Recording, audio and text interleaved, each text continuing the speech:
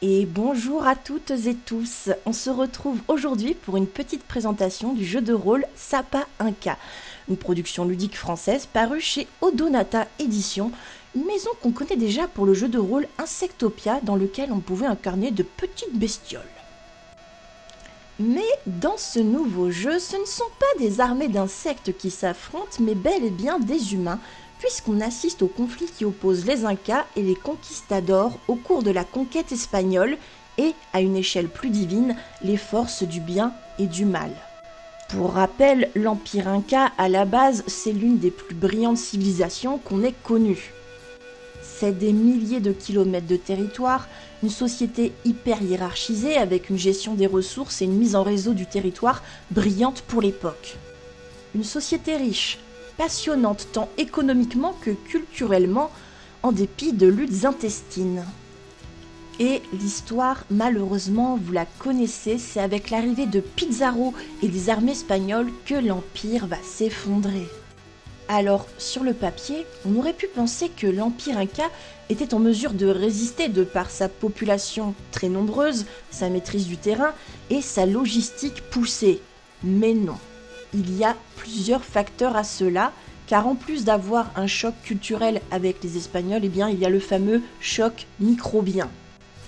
Alors, ce qu'il y a de sympa avec les civilisations précolombiennes, c'est que elles nous ont filé le cacao, et puis nous, on leur a filé la variole. Bref, vous connaissez le choc microbien, bim, des millions de morts. Alors bien sûr, c'est pas le seul facteur déterminant de l'affaiblissement du royaume Inca, il y a bien sûr les luttes intestines dont vont profiter les Espagnols afin d'achever l'Empire Inca. Bref, je vais pas vous faire un cours d'histoire, surtout que les auteurs de Sapa Inca l'ont réécrite dans le jeu, qui est une uchronie qui fait la part belle aux Incas. Alors il faut savoir que c'est un jeu de rôle qui a été écrit à plusieurs mains, et il va partir d'une question. Laurent Cournot, Éric Dubourg, Nurtor Lenoir, Pascal Broxol et Florent Moragas, ils vont se poser une question comme ça. Ils se disent, mais qu'est-ce qui se serait passé pour les Incas s'il n'y avait pas eu de guerre civile entre les Atahualpa et les Huasca? Alors, première grande question, mais en fait, le grand bouleversement dans le jeu, c'est surtout que les croyances des Incas vis-à-vis de leur mythologie, eh bien, elles sont réelles, les dieux existent vraiment, et les Incas, ils ont donc à leur disposition une force de frappe nouvelle grâce à la magie, ce qui redistribue les cartes en termes de puissance militaire face aux envahisseurs espagnols.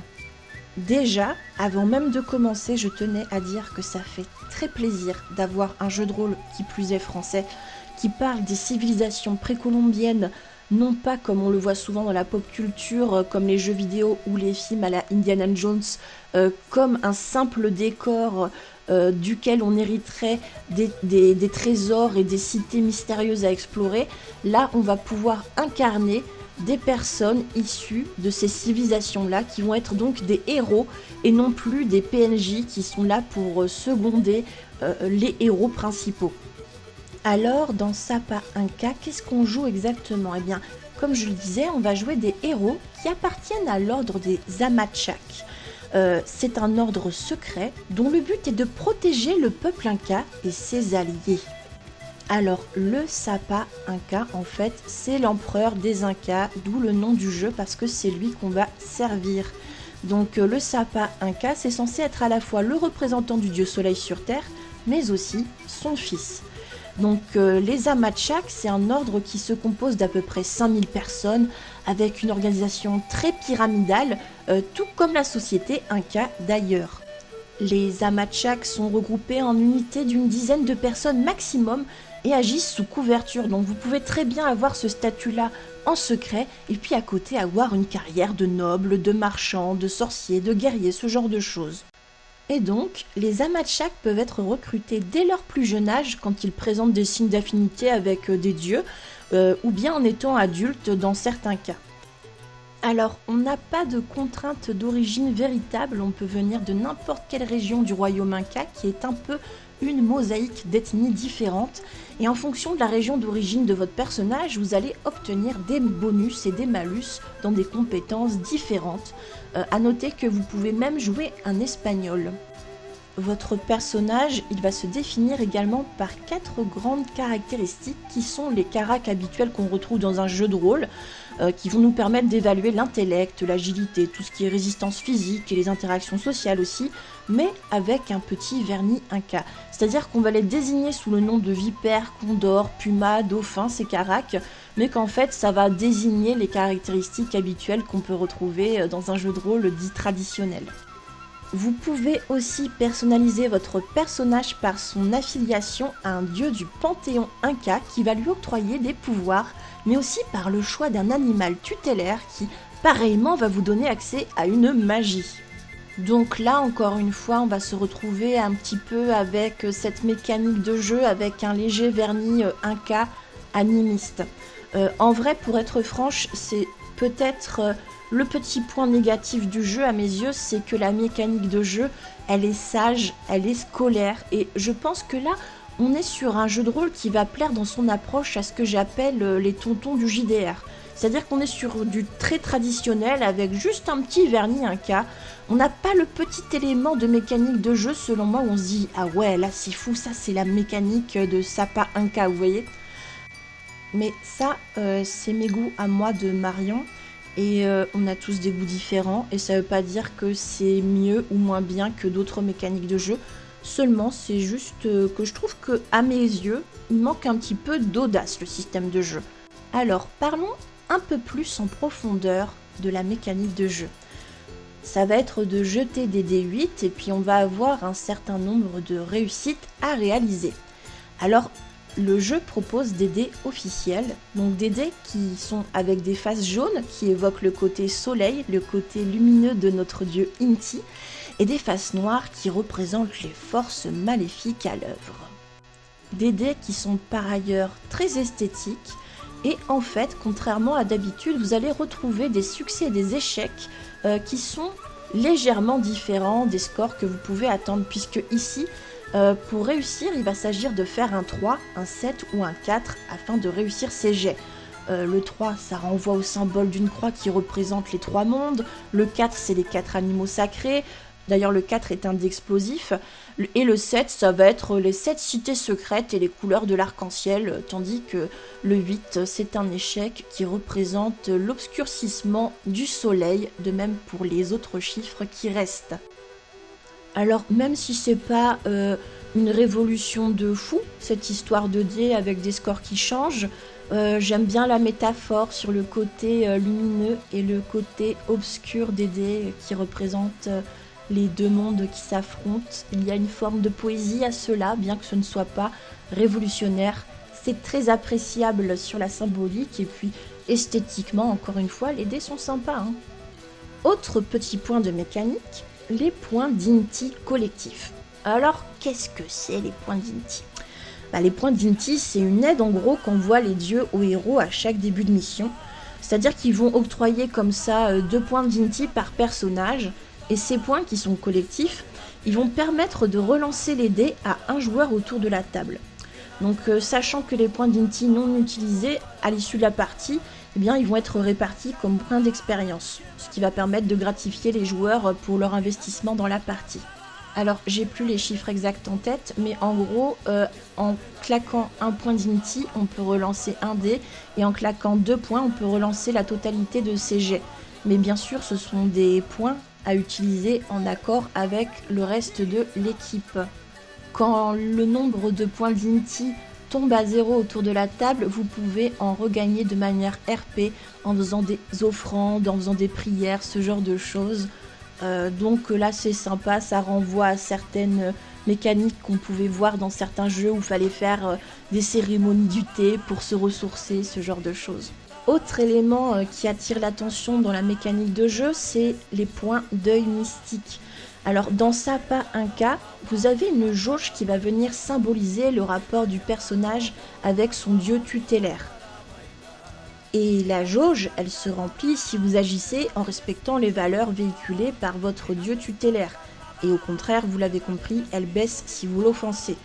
Donc quand votre jauge est pleine, vous pouvez atteindre un état tout puissant d'avatar si vous claquez 10 points d'œil mystique d'un coup et venir poutrer des gens de manière très épique au cours d'un combat. Le jeu, il pose donc vraiment des barrières morales. Vous allez subir de sacrés malus si vous agissez de manière négative. Vous paierez plus cher pour utiliser votre magie. Et à terme, si vous vous obstinez, vous allez sombrer dans la folie ou devenir simplement un PNJ. Donc en gros, sans s'attarder sur toute la mécanique de jeu parce que c'est pas le but de la vidéo, Sapa Inca, c'est un jeu réalisé par des passionnés qui ont vraiment fait beaucoup de recherches autour de la civilisation Inca. C'est beau de voir des gens s'investir autant.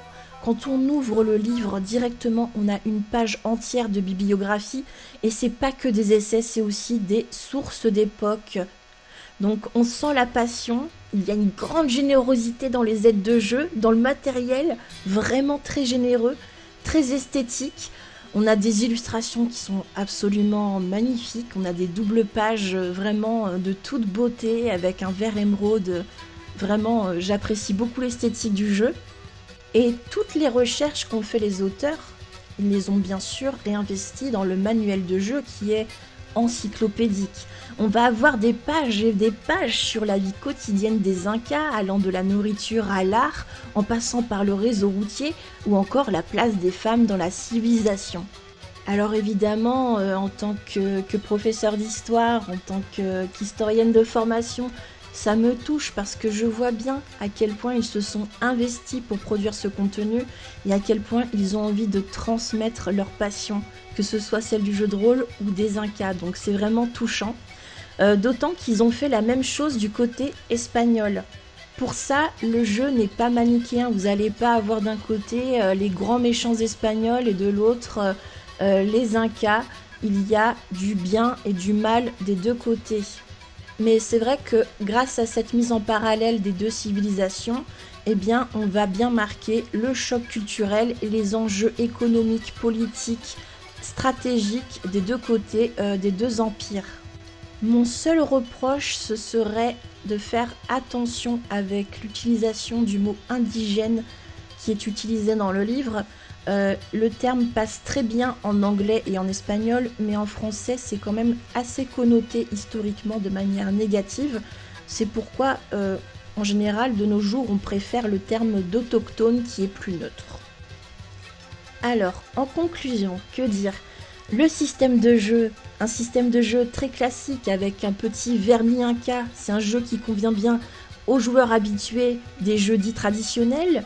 C'est un jeu qui va plaire aux tontons du JDR, comme je disais tout à l'heure, mais c'est aussi un jeu qui va attirer les gens par le côté aventure des paysans et aussi ce côté hommage à la civilisation Inca qui est très attrayant. Alors, j'ai pas encore lu tous les scénarios, mais j'ai vu qu'il y avait notamment Zodiac qui avait bossé dessus. Et donc je sais que le mec est hyper apprécié en convention pour la qualité de ses scénarios. Donc je me fais pas de soucis sur la qualité des intrigues proposées, je pense qu'elles vont être très riches. On est sur un matériel de grande qualité avec une grande lisibilité, c'est bien écrit. L'écran de jeu est très lisible, très clair.